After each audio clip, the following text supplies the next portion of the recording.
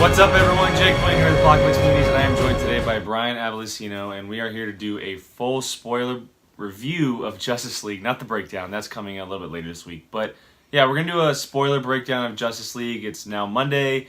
Everyone has been able to see the film. Also, there's been some news as far as box office goes, so it's kind of the perfect time to do so.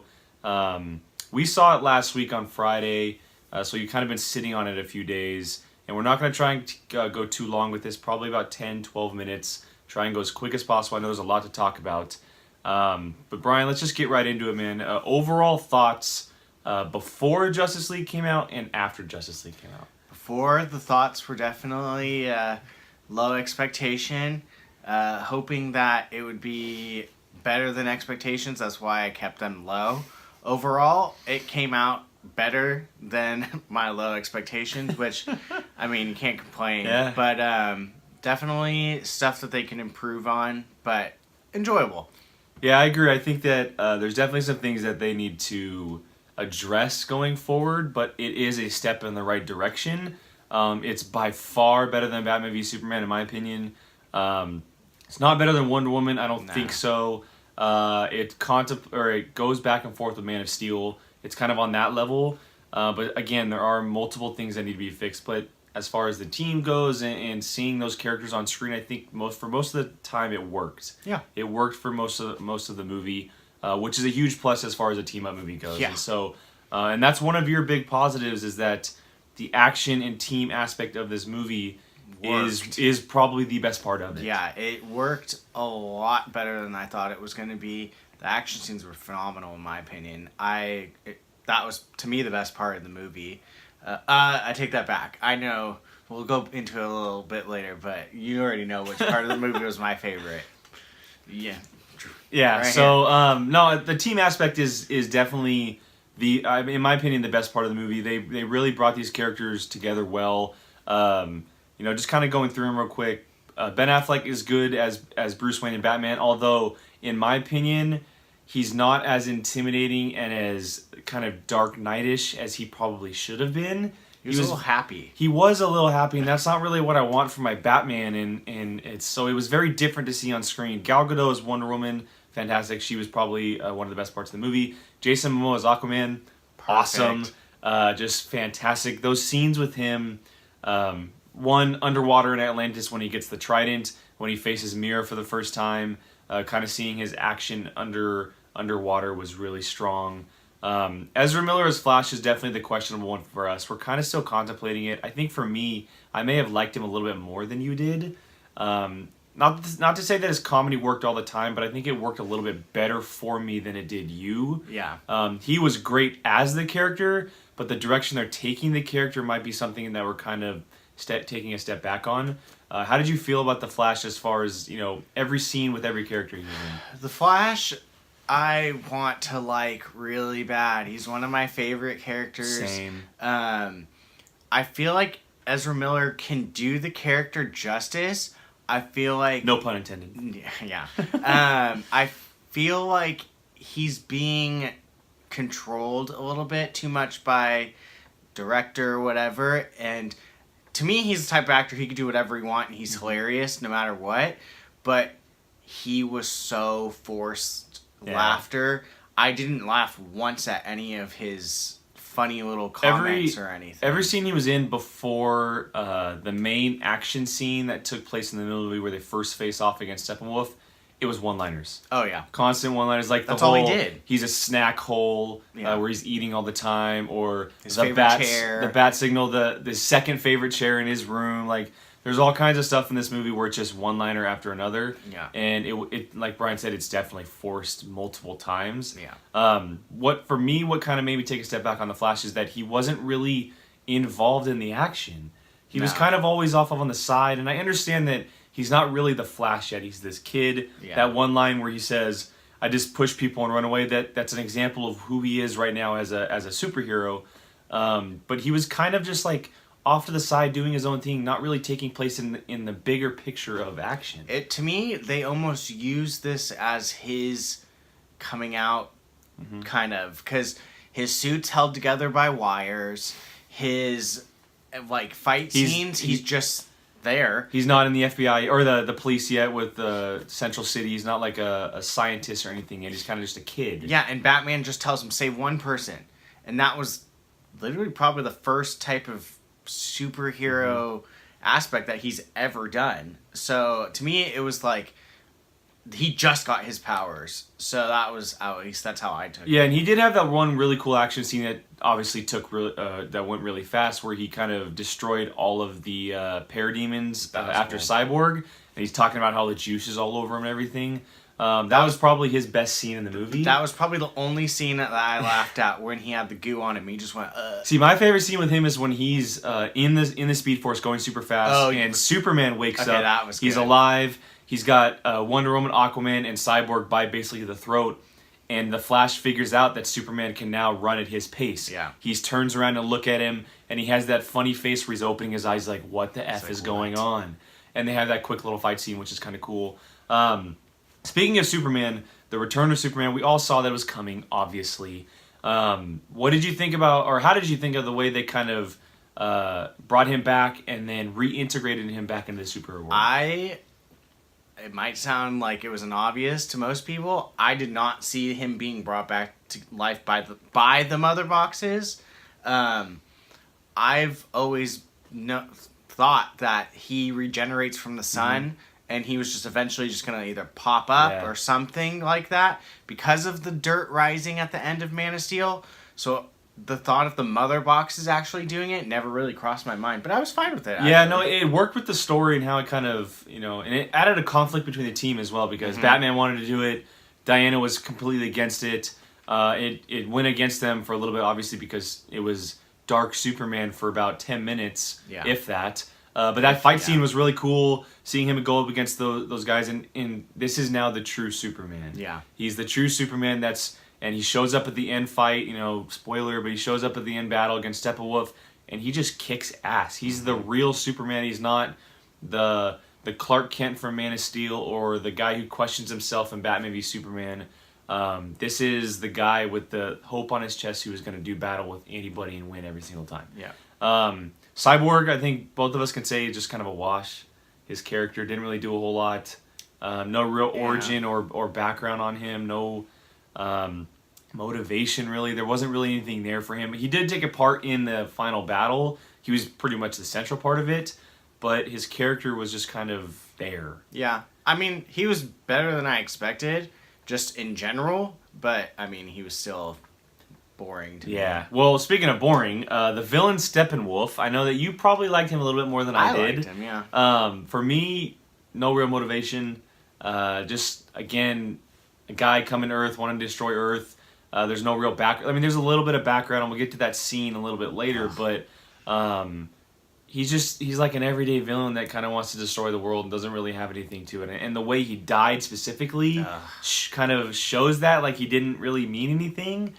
He died by his own parademons because he has fear, which is kind of just cheesy. It's like another Martha situation with Batman Superman. Oh, don't start. But yeah, I mean, speak a little bit of Steppenwolf and maybe what you liked about him compared to what I did. I liked the actor that played him. Syrian Hines. I can't say his name. I found his voice perfect. Loved his voice. Hated the CGI on his face. Oh my God. It looked like it wasn't even done. But overall, I liked him. He was kind of ruthless a little bit. Obviously, the scene we're going to get to, that part, he kind of like established his villainy once he did that. I loved when he took on the Amazons and was just like, you saw how powerful he was. I liked him. Hated his CGI face. To me, it just was like blurry. Other than that, I actually kind of liked him. Kind of going off on a tangent, the CGI in the whole movie was kind of bad. In my opinion. It not only in Steppenwolf, he kind of almost looked like a cartoon character, but if you pay enough attention to the film, you can see where the reshoots happened because they CGI'd Henry Cavill's mustache. You said I didn't notice it as someone that didn't know, but now I want to go back and see it. Yeah, the special effects on his face, you can completely tell it's a fake clip. You can definitely tell where new scenes are added and where they cut scenes from Zack Snyder and the reshoots. But yeah, the CGI in the film, in my opinion, was not good for about almost half of it. and that's unfortunate for a Justice League movie. It's Justice League. All kinds of money should be put in this movie.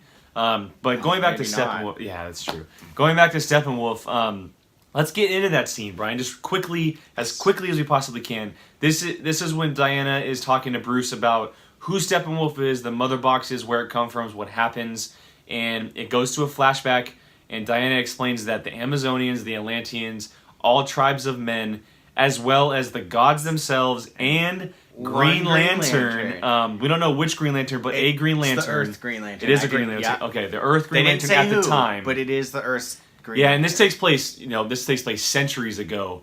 So it is a Green Lantern at the time, but they all do battle against Steppenwolf and his parademons.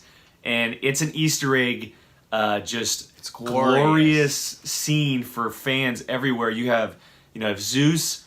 Ares is in there in the background, which I didn't know about. I didn't see the Amazonians, and you see a little bit of glimpse of Robin Wright in there. The Atlanteans and the Old King, the Green Lantern in a quick little scene.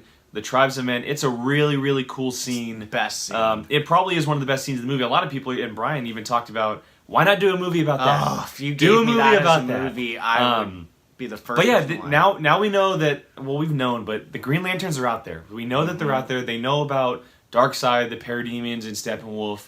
Now it makes some more sense as people were theorizing that Hal Jordan will show up at some point saying, "Hey, Steppenwolf was only the first thing. There's something else coming. Yeah, possibly in a post-credit teaser for another movie, or possibly just a trailer for Justice League or something, or Justice League 2. But yeah, that scene, I know that you're loving everything about it. I honestly just want to watch that scene over and over again. It's amazing. I wouldn't be surprised that, unfortunately with the box office disappointment of Justice League that it made under 100 million, I would not doubt that they would release that clip at some point over the next few weeks just to get fans into the seats. They will for the Green Lantern aspect, just because it's been hinted at for so long. I actually kind of wish now that they didn't say, or Steppenwolf didn't say the line in the trailer, the no lanterns protecting you, because... And that wasn't even in the movie. No, it wasn't even in the movie, because then I would have had no idea that I would have just thought maybe there's Green Lantern, but to see the whole ring and everything... Well, and the Lantern did die in the movie by Steppenwolf, and the ring went off his finger, went somewhere else. Yep. We don't know. I think Hal Jordan's... the guy who takes over, or is before Hal Jordan, I forget his name, the Lantern. Abin Sur. Possibly Abin Sur's ring? That's what... The theory is it's Abin Sur's...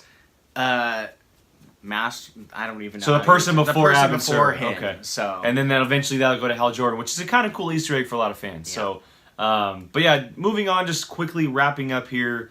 Let's talk a little bit about where the DCEU now goes after Justice League, because, quite frankly, no matter how much you love the movie, hated the movie, we're in the middle. The movie, as of right now, as far as box office and studios outlook goes, it's a disappointment. Yeah. It made $96 million at the box office, which is opening weekend. Yeah, opening weekend for a Justice League movie. Batman, Superman, Wonder Woman. That's under Wonder Woman's take. That's under Batman v Superman and Suicide Squad's take. Where do we go from here? You let Patty Jenkins take the whole entire DCEU. That's the first thing we talked about as soon as we got out of the theater. That's what you do. But I don't even have an answer for it, because if Justice League isn't doing this well, and Thor is almost able to... We're going to get a lot of hate for saying this, but it's true. It is true. No, I'm just saying it number-wise, that it did so... It did... Thor 3 made $25 million in its third week. But, I mean, I want Justice League to succeed, because so do I. I think that it could be amazing. I mean, why wouldn't you want it to succeed? But... The money being brought in is just not enough, and it's kind of scary to me to think about the future. I wouldn't be surprised if they cut the Cyborg movie and just stick I think that's coming because of it's not backlash, but just the money aspect. Well, that, and I guess you could say the negative aspect towards, or reception towards Cyborg. Not that it was negative, but a lot of people weren't really a fan of the way he was kind of dealt in this movie. But yeah, next week's going to be the real test. Like, how much money is it going to make in the second week? Is it a huge drop-off? Does it kind of narrow the gap a little bit more? But I read a report that the movie needs to make $600 million to make positive money. And that looks like it's a long ways away for this movie, which is unfortunate, because I want to see more Ben Affleck as Batman. I want to see another Man of Steel. I want to see another Wonder Woman. I want to see Green Lantern. Aquaman is coming, that's for sure, but I do want to see the Green Lantern Corps film. Like, I want to see these characters on screen, but it just looks like they're going to have to adjust and do something different going forward for fans, for normal audience members, because outside of the fanboys of DC, people aren't really liking this universe as of far. So we'll see. Those are our thoughts on Justice League spoiler talk. Let us know in the comments what you think of the movie. Brian, before we get out of here, give it a score out of 10 and maybe some quick final thoughts. I want to give it a solid like 7.5. I enjoyed it. Loved the action scenes. Just there was a lot of like little things that added up that made it lower, for me at least. But I did enjoy it. I want to see it again. It was enjoyable. Yeah, I've already seen it twice, so that does show something for this film. There are definitely some good things going in this movie. There are some things that didn't really work, some things that they really need to rethink, but overall, it's an enjoyable DC movie. A lot of people are going to enjoy this movie because it does have funny moments a lot of people are going to like. It has great action scenes, and it's just the Justice League. It's a team-up movie. Yeah. Who doesn't like team-up movies? As for me, I've gone back and forth between like a 6.5 and a 7, but because it's a team-up movie, I think it's a step in the right direction. I am going to give it a 7 out of 10, which is very surprising for me. So those are our scores. Those are our thoughts on Justice League. Let us know what you think in the comments. Give us a score. Let's have a conversation about it. Brian, let them know where they can find you online, man. Find me everywhere at TG Scoops. Jake Blinn on Twitter and Instagram at Qui-Gon Jake. Check out apocalypsemovies.com as well as this YouTube channel. Look out this week for our Justice League spoiler breakdown. It's going to be all 5 of us up on the breakdown talking Justice League. Probably about 30-45 minutes talking spoilers, Easter eggs, where it goes from here. Look out for that in the next couple days. Thank you for joining us today. Until next time, see you later.